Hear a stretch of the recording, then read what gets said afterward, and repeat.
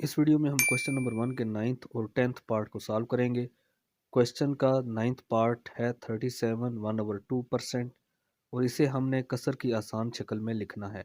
तो सबसे पहले ये एक मिक्स्ड फ्रैक्शन है, तो इसे हम इम्प्रॉपर फ्रैक्शन की सूरत में तब्दील करेंगे और ऐसा करने के लिए हम 37 को 2 से मल्टीप्लाई करेंगे तो हमारे पास आंसर 74 आएगा और उसमें 1 ऐड करेंगे तो आंसर 75/2 आ जाएगा। चूँकि हमने फ्रैक्शन में जो परसेंटेज का सिंबल है उसे रिमूव किया है, तो जो डिवाइज़र में 2 है उसे हम 100 से मल्टीप्लाई करेंगे। तो फ्रैक्शन हमारे पास 75/200 आ जाएगी।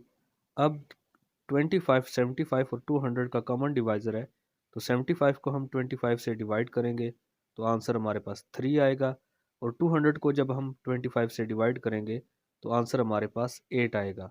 तो आखिर में जो हमारे पास फ्रैक्शन जवाब आएगी या कसर जो आसान शक्ल में हमारे पास जवाब आएगी वो 3/8 होगी। नेक्स्ट पार्ट है 87 1/2%। ये भी मिक्स्ड फ्रैक्शन की सूरत में है, तो सबसे पहले इसे हम इम्प्रॉपर फ्रैक्शन की सूरत में तब्दील करेंगे और ऐसा करने के लिए हम 87 को 2 से मल्टीप्लाई करेंगे तो आंसर हमारे पास 174 आएगा। उसमें 1 ऐड करेंगे तो 175 आ जाएगा।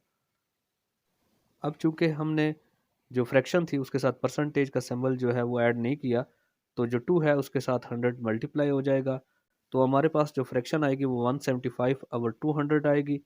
अब 25 175 का भी डिवाइज़र है और 200 का भी डिवाइज़र है, तो 175 को हम 25 से डिवाइड करेंगे तो आंसर 7 आएगा और 200 को जब हम 25 से डिवाइड करेंगे तो आंसर 8 आएगा।